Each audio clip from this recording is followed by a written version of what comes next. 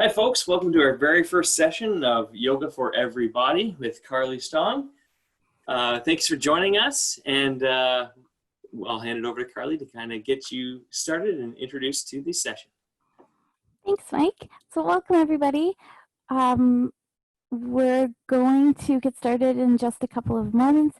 If you want to make sure that you have with you a couple of folded blankets or thick towels, and as well as if you have a yoga strap, that's great. If you don't have a yoga strap handy, you could also use a belt or the belt of like a robe. Even some people that I've worked with before have used a scarf. So anything that's like long of that nature, even a towel would be fine.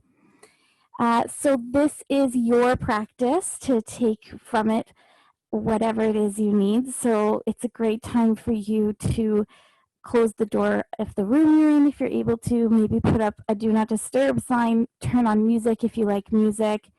You can burn essential oils if you like essential oils. It's really nice in this space. When we're practicing in the yoga studio, we have to manage setting up a space that is going to be okay for everybody, and some people are okay with scents and some aren't, and some people like silence and some people want to like rap or whatever. So this really gives you the chance to set up the space that you need. If you have a practice mat, that's great, but you can also practice on a carpeted area or even on top of a couple of blankets. It just can get a little slippery. So we're all muted right now. So if you have any questions as we are going along, or if there's technical difficulties, my mic cuts out, whatever, you can always unmute yourself if you'd like, or you can write a little message in the chat function.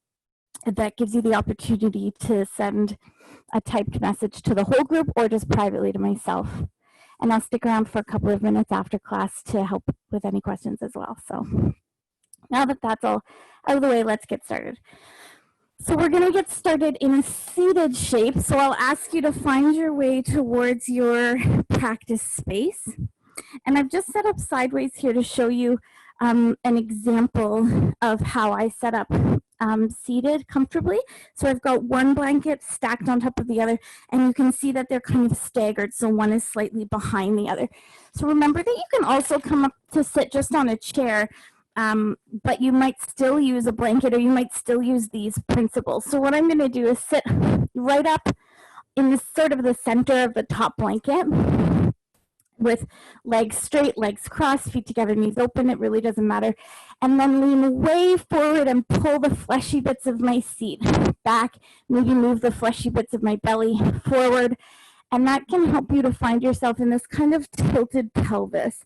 So you can see in my low back, there's a little curvature that moves out and away. And that's going to help me stay rooted really high onto the tops of my legs, as opposed to sitting back. Oh, I'm going to fall off my sack. Sitting back onto the tailbone and rounding the spine.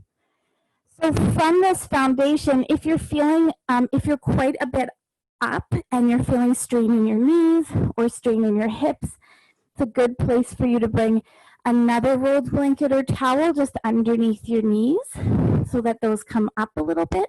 Or if you have yoga blocks, I'm going to turn to face you, but I'm still going to set up the same way now that we're here. And then feel free to shift and adjust. So I talk a lot in yoga about first nature and second nature. So our first nature is kind of what you do first and how you come into a shape.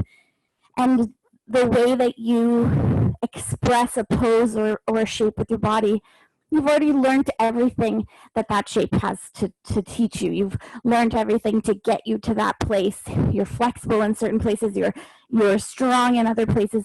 And then second nature are these little other options that I might give you to try out, to try on and see and have different experiences.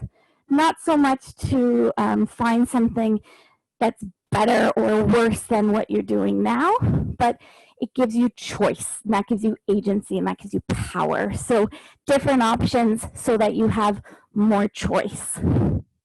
So now that we're right up on those sitting bones, those bony protrusions at the top of your leg where it meets the base of your seat, Now you can kind of start to maneuver, manipulate, and modify the shape of your spine a little bit to find where ultimate comfort is for you.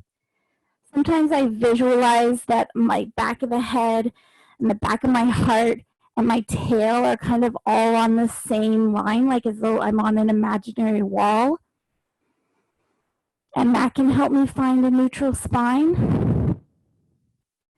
And sometimes I'll just scan from the top to the bottom to the top, and change the shape of any part of my spine that feels overly worked. So if I had dropped my chin to my chest, for example, because the neck is still part of the spine, and if I dropped my chin to my chest, for example, and let it sort of hang, after a few breaths, I really feel that in the joints that I'm hanging from, those vertebrae. So I'm going to come back up and kind of try to iron out any of those sensations. When maintaining that shape, we're going to open up the lateral sides of the body. Often in yoga, we work with forward, we work with back, and that's the same with our movements because our hands are in front of our face and we can see what's in front of us. Most of what we do in the day is in this forward or back motion. So we're going to work a little in the side to side. So imagine your torso is between two waterfalls. And as you inhale, bring your left arm up and let your whole left shoulder go up with it, almost like you're reaching for something above you. And then as you exhale, stay between those two waterfalls as you hinge over to the side. Come back up like you're reaching for that imaginary gold ring. And as you exhale, coming down. And we'll do the same on the other side. So reaching up and really reaching from your hip, reaching from your side, and continue reaching as you come into your side bend here, staying between the waterfalls so you're not going to get wet coming forwards. Do that a few more times with your breath. Maybe close your eyes or let your eyeballs fall heavy or look to something in your room. Ideally, look out a window if you've been staring at a screen all day. Nothing's changing here. I'm just flowing back and forth like you are.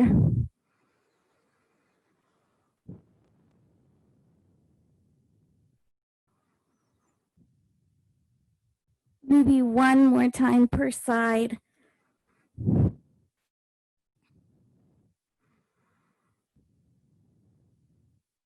then we'll come back to where we started in center. So now you've had a little bit of a new experience. Now your neurology starts to do the work and filter that into what's going on for you. You'll notice as I was cueing you, I did start to move with your inhale and your exhale. So take a moment to notice your in-breath through the nose. Notice as well, it's coming out breath. As best you can over the course of the next few minutes as we continue to practice with one another, I'll encourage you to try to welcome the breath that your body needs. It's really hard to find our normal resting breath because as soon as you mention breath, we start to change breath. So imagine that you're usually the one driving the breath bus. And for this practice, you're going to have a seat and let the breath take over. Turn to autopilot or cruise control or whatever those self-driving cars are, I guess. And let the breath breathe you. So we're seeking a silent breath, ideally in and out through the nose.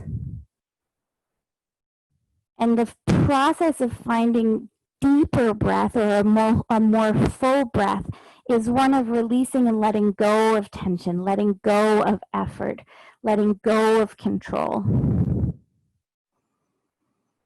So as I cue you to find your breath, let that be the goal for today. So let's transition now to hands and knees. So you can move your blankets out of the way as you make your way to hands and knees. You're always welcome.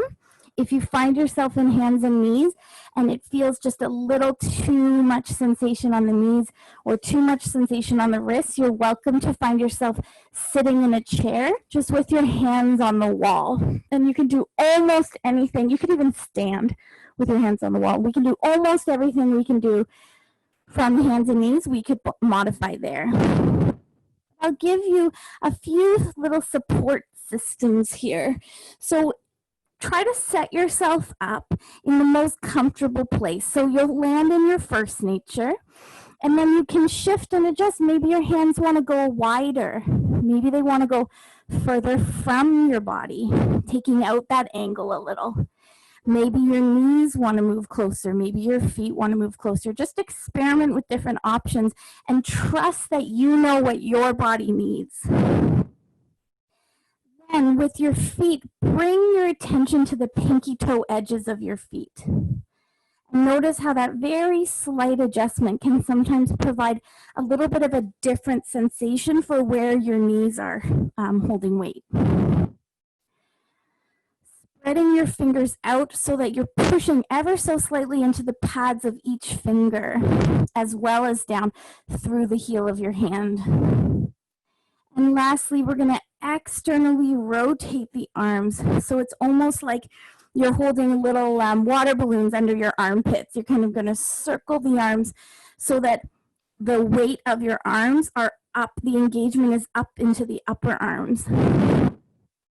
And lastly, I want you to imagine as though there's a second source of gravity on the ceiling. So as opposed to letting everything kind of collapse here, we're going to think of slightly engaging everything upwards. And then start in what's called our cat and cow. So as you inhale, stretch the front of the body, looking up, arch your back. And as you exhale, round the spine, stretching the back of the body. You're working on folding yourself in half here, moving with your breath. So we're going to keep moving in this way, but bring your attention into the hip creases right at the front of your hips where it plugs into the hip socket. And as you inhale, get those hip creases really, really tight fold like an origami star. And as you exhale, get the hip creases as wide as you can. So it's like your hip bones are moving really closely to your thighs at the front of your body, and then moving really far away from your thighs. And then notice the shoulder blades, these wing tips on the back of your body. And as you inhale, the shoulder blades move towards each other like they're trying to kiss on the back of your body. And as you exhale, pushing into the floor, the shoulder blades move away. Sometimes I like to imagine these huge wings. You can have whatever types of wings you want. Butterfly wings, dragon wings. I don't know what else has wings. Penguin wings won't be very useful, so maybe a bird or a flying object. And as you inhale, the wings are coming together heavy in the middle of your back. But as you exhale, they're spreading to their full, beautiful length, width. Moving a couple more times like this.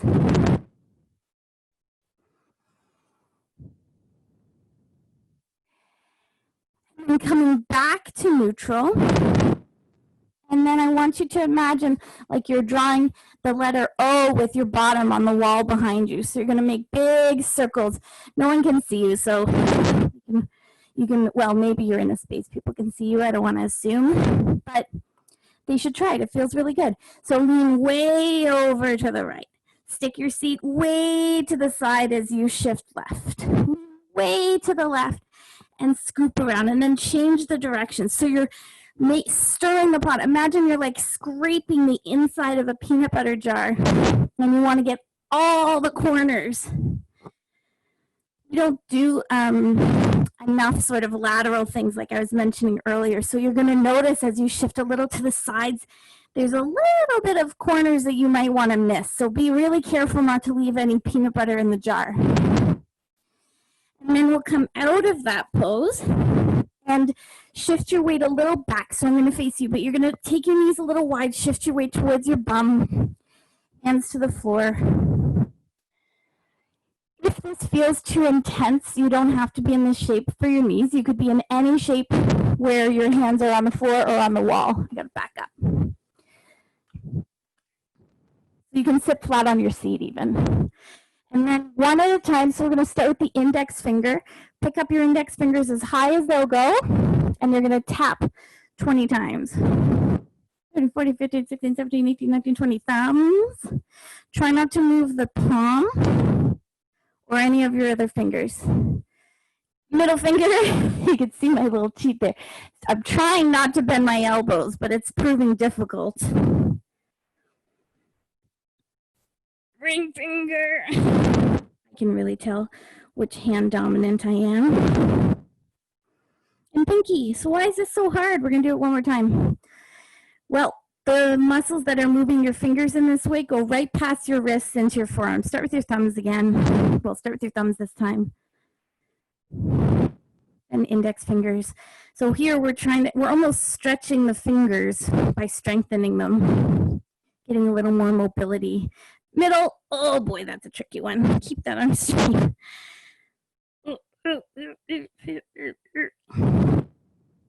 You do a lot of work on the computer. You could do these every day if you want. Ring. Really try not to move the others. Pinky, pinky, pinky, pinky, pinky. Pinky, pinky, pinky, pinky, pinky, pinky. Then let's shift back to hands and knees. From your hands and knees shape, you're going to shift your weight a little towards your seat as we move through this next pose. So for me, I'm more comfortable as my seat shifts back to have my knees a little wider. You're welcome to do the same or to stay the way we are. But we're going to take the right arm to your left wrist, trace your right arm up across your chest, open to the ceiling, down the chest, down the arm to the floor. Then your left arm comes up across your chest, to the ceiling, down your arm to the floor. And we're going to move in this way a couple of times. So we're pushing off the left hip, off the left knee, off your left wrist to really find this open shape with the right. So the arm that's going up is sort of the more passive. You're not going to reach up, you're going to push up. Down.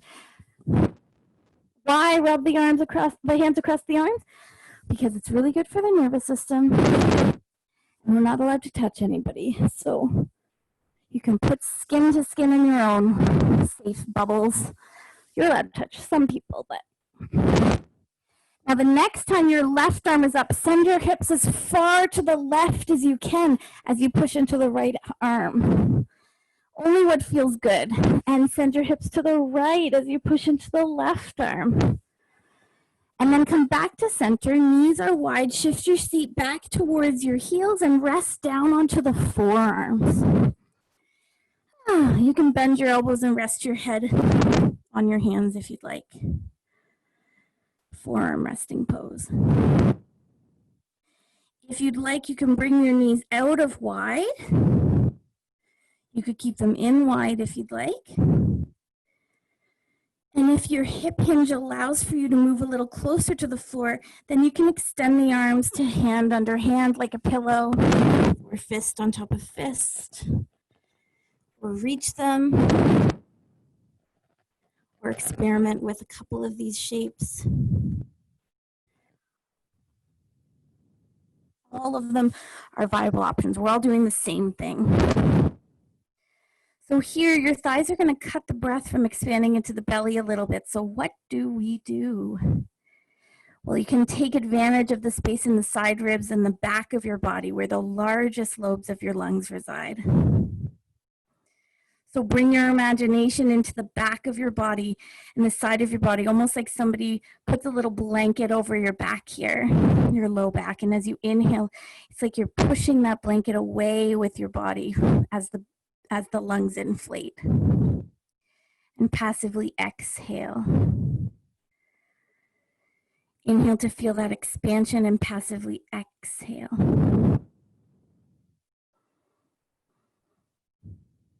Let's come back to forearm resting pose if you've moved out of that shape. So take your time and make your way back to this forearm resting pose. And to support your head and your neck a little bit, I kind of pull the head back slightly. So you're actually engaging the back of your neck, the muscles on the back of your neck, almost like you're trying to hold an apple underneath your chin. And then shift your knees forward till it feels like your hips are making a straight line down to your knees. So if you want, you can start in your table, get a sense of hips straight on top of knees, and then come down to forearm and try to maintain that. And then keeping your hips in this shape, so you're not going to rock forward or back. You're going to slide straight across to the left, right into the edge of your hip. And straight across to the right. Keep that neck engaged. To the left, to the right. Experiment with the knees wide. Still keeping the hips in line with the knees. Now you're adding a little bit of a stretch for your inner groin. Just a different experience.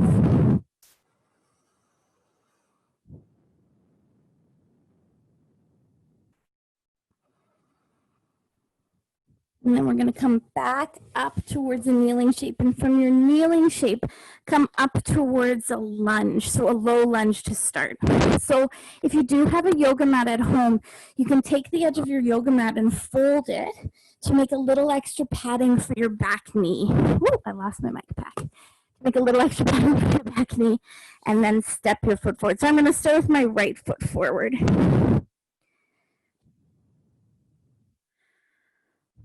I'm going to take this little fold off just so that you can see me, but know that that's an option for you. And I prefer it, I think, to some people who they fold like a blanket underneath, but I don't think it gives as much stability as we need.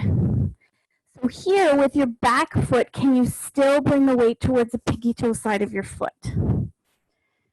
With your front leg, you're going to externally rotate. So it's almost the same feeling you would get if you were going to turn your foot out into a V shape, but you're not going to turn your foot out. You're going to keep your foot there and then engage not just the knee, but like your inner thigh is trying to wrap around your outer thigh. Now, shifting your front foot forward, get as much space as possible in the back hip. So without straining your back, can you open up the front of your back hip? Still pressing down through the pinky toe side of that foot. You're welcome to bring your hands down onto blocks or a chair in front of you or a stool. Shifting up one more time. Now I want you to slide your foot closer to your body and get the knee to move way past the toe. So my heel is down. Still getting a bit of a stretch here. If you feel pain in your knee, you've gone a little too far. So you're just going to move into however far you can stretch that ankle, keeping the heel down and the knee past the toe. And here you have some choices. You can rock back and forth like I'm doing. You could linger there for a few breaths. You could shift from forward to something different and come back. You could skip it completely. So we're stretching out those muscles that get compressed all day when we're sitting. And we're also having this awesome opportunity to get some range of motion in our ankle joint. Winter coming and our winter boots and so on, we don't often get to move our ankles in their full range of motion. So let's switch to the other side now. Use your hands to help set yourself up. I'm going to start with myself kind of in two 90-degree angles. Externally rotate that front leg, the weight across the top of the foot, including the pinky toe side on the back leg. And then I can shift forward to open up my front hip and move my front foot back to open up in that ankle a little bit. If this is presenting strain for your knee, just use your hands to take some of the weight off of the leg, or don't go quite so far into that stretch. It's a really old paradigm that the knee can never pass the toes. I have developed a pretty good range of motion with my knee flexion, the ability for my knee to bend my knee. So I don't want to lose that. And if I build strength around this 90-degree shape, I'm going to lose that, lose my ability to jump as high, to get up and down the stairs as comfortably, to sit on the floor as comfortably.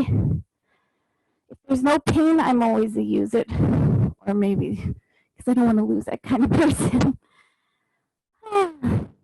Let's come out of that shape now. And I'm going to face you for this next part. You're going to do the first leg again. So I'm going to bring my left leg in front again. This time, however, I'm going to heel toe the left foot as far out to the side as I can.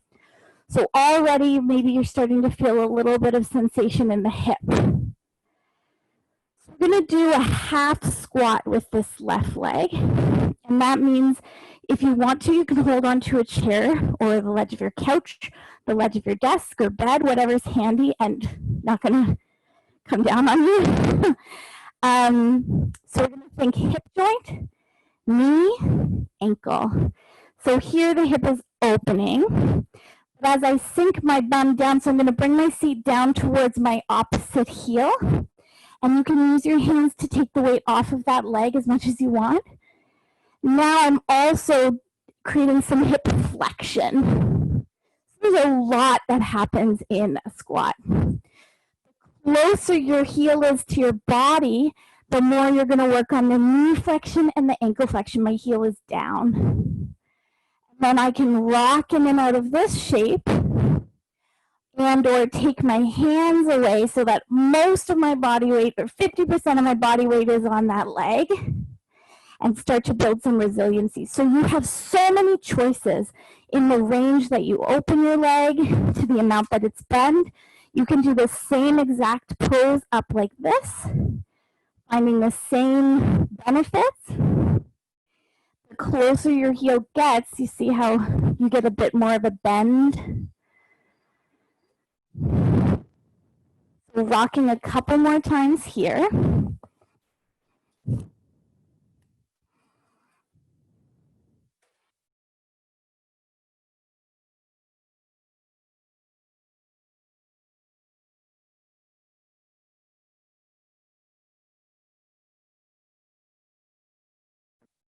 Switch to the other side.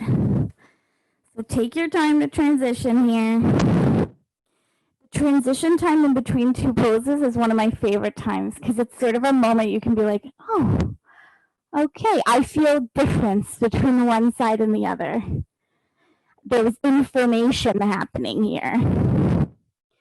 So the other side, moving into your version of a half squat. How far the knee goes past the foot with the foot flat, that's going to help with this ankle mobility. How deep the knee is, so how close the heel is to your body. That's your knee flexion.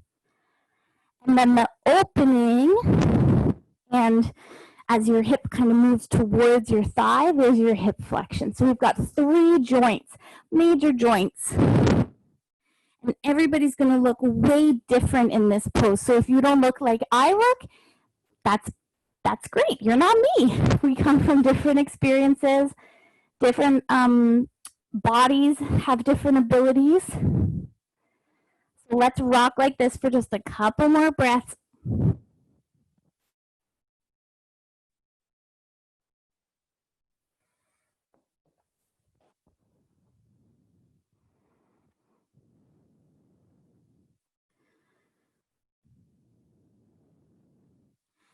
And then we're going to come out of this shape. Take a moment to move however your body's craving. That could be a yoga pose. That could be a little stretch. You could stand up and jump around, do some jumping jacks, whatever your body's craving. And then I'll ask you to find those folded blankets again. This time we're going to use them a little bit differently. So here I have them folded kind of like fat little rectangles, I guess. I'm going to try to get them high and narrow. So probably like mine is like about as wide as my palm spread-ish. And I'm going to stack one on top of the other. So if you've been to yoga practices and they use bolsters, it's sort of like that shape. You can see here it's tall and it's narrow. So try to find, once I demonstrate what we're using for you, you might be able to get a good idea of why this shape. So once you have your props there, you're going to try to sit in a way where you can find your pelvis right on top of those props. So here, I'm asking a lot, again, from my knees, my ankles, and my hips. So if this feels like too much for one of those joints, so if it's too much for the knees or the hips, bring yourself higher, add more height. Either if it's possible for you to fold your props higher or use a different blanket that doesn't squish when you come down, or use more blankets. Now the ankle, I'm just going to turn my foot. The ankle, we're asking a lot because the foot is completely flat, and there's not a lot of opportunities in our daily life where we have the foot completely flat and then put weight on it. So if that's feeling like a lot of sensation for you here, then you can roll up a little face towel or hand towel, cloth, something like that, and stick it under the ankle so that the ankle goes from perfectly flat to a little bit of a peak. And then we're going to do the same thing we did at the beginning of practice. So you're going to shift forward, shift back, and here you're actually finding yourself right on top of the base of your pelvis, the pelvic floor, this series of really, really important muscles that serve as the foundation of your abdominal strength, the foundation of your core. So bring the hands to your chest here for a moment and see if you can welcome the breath under your hands.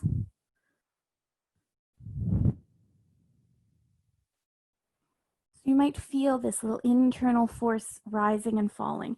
Now slide your hands to the ribs, the bony ribs on the side of your body. This is the stance that I give my children when they didn't clean up. Then flip your hands so the fingers are reaching more towards the back, almost like you're about to put them into your jean pockets. Try to fill your breath under your hands here.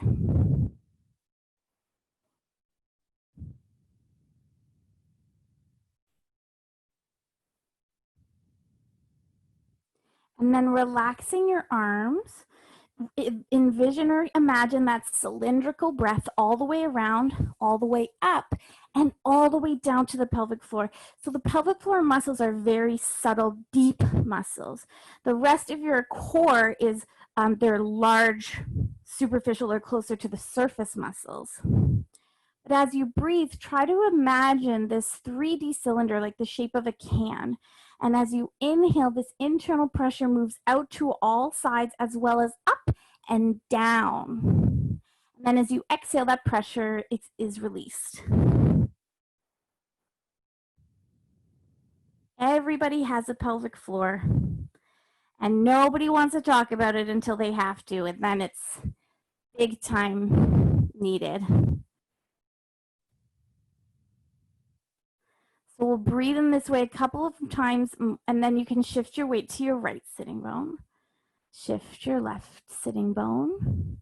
Shift forward to the front of your pubis. Shift back to your tail. And then make these circles with your body. So we're freeing up the hip. We're also moving into the core of the body. 2 or 3 times one way, and then 2 or 3 times the other way.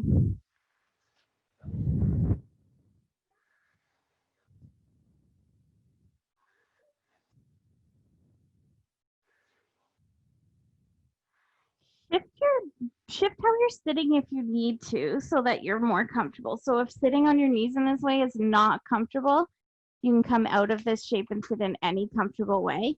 You could even stand if you'd like. And letting the arms kind of hang heavy, we're just going to swing a little side to side using the little bit of momentum of your arms to free up the thoracic spine. So think of being really heavy in your seat or your legs, almost like your hips aren't going to move. My legs aren't shifting side to side like this. They're still and steady, and I'm really focusing on my upper body, side to side. If you'd like, you can bring your hands to your shoulders to bring even more attention to this upper part of the body. Elbows reaching away from each other, collarbones broadening. And if you get dizzy with your head following back and forth, you can keep your gaze in center. And I always imagine like the washing machines, the non-front loading washing machines, and they have that like thing in the middle and everything spins around it. I am a washing machine. We'll do this for just a couple more breaths. And take an inhale in center, reach your arms. Exhale, let the arms come back down. And then make your way into a comfortable pose that you can rest in. That could be seated, you could be laying on your back or your belly or your side.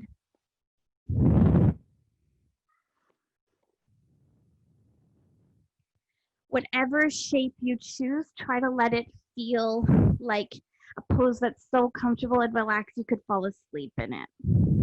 But don't fall asleep.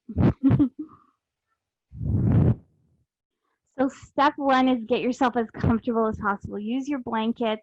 Use what you have in your space, your favorite pillow, your favorite spot on the couch, your favorite reclining chair.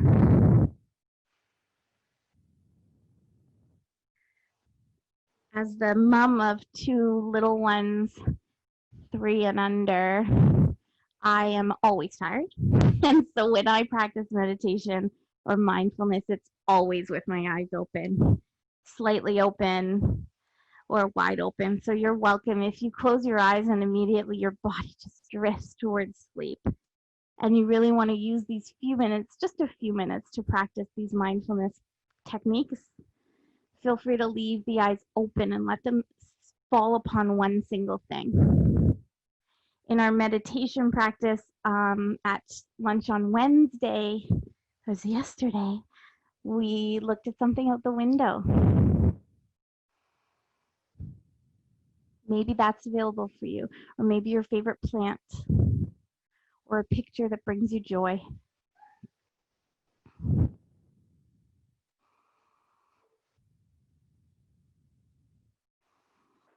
And the practice is concentration and mindfulness. So the mindfulness component is choosing whatever it is that's going to keep your attention here. Maybe it's the visual that you're looking at. Maybe you count your exhalations. Or today I'll introduce to you what's called mantra in yoga. So you can repeat words with your breath. And one of the easiest ones is as you inhale and you're taking breath and energy and life into your body, think of one word to represent something you'd like to cultivate. Ease, mindfulness, love, energy. One word to represent something you're trying to bring into your life, and you'll repeat that word to yourself on your inhale. And then as you exhale, maybe thinking of a different word that represents an obstacle to that goal. Multitasking, saying yes when you should say no, boundaries, let's say.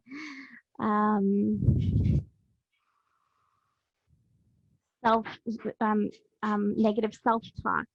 So you're going to inhale thinking of one word or concept to take in to every cell, and as you exhale, send away an obstacle to that. And you're going to repeat this practice with every breath in and out for just a couple of minutes. Trust that you can completely embed yourself. So we've got the mindfulness component. Now the concentration is every time you get distracted, you come back to this focus. Fall asleep and come back. Get distracted and come back. And repeat this process over and over and over, coming back to your point of focus until you hear my voice again.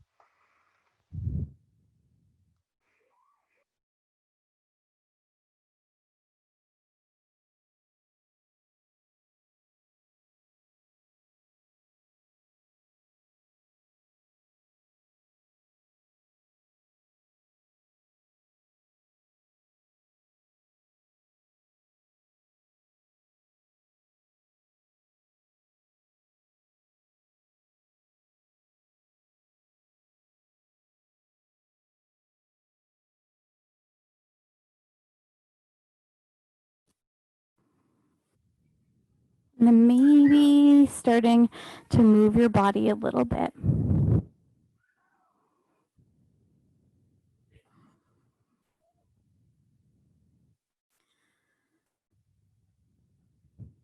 Let go of that mantra or that point of focus.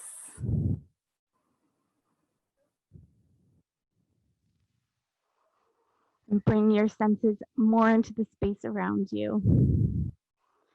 And take your time to really nurture yourself here, slowly coming up, knowing that this last part of the practice is just as important as how we started. So slowly coming out of the shape you're in. And then maybe sitting back like we started. Realign yourself in that neutral spine and check in with how you're feeling here. Check in with the breath.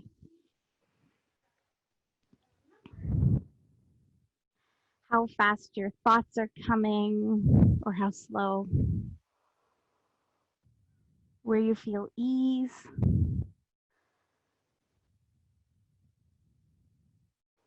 Maybe letting a smile creep across your face. And for just a moment, I'll invite you to welcome in a sense of gratitude for having taken the time for your practice today. It's no easy feat to carve out time for ourselves, as much as most of us know that we need it and how good it is for us in the long run. We usually are like the bottom of our to-do list. So give yourself some gratitude for making this time for yourself and for the people around you. Maybe send that gratitude to the other people who shared the space as well. And then I want to take a moment to offer my gratitude to all of you and thank you for joining me in practice and invite you back again to the same time next week.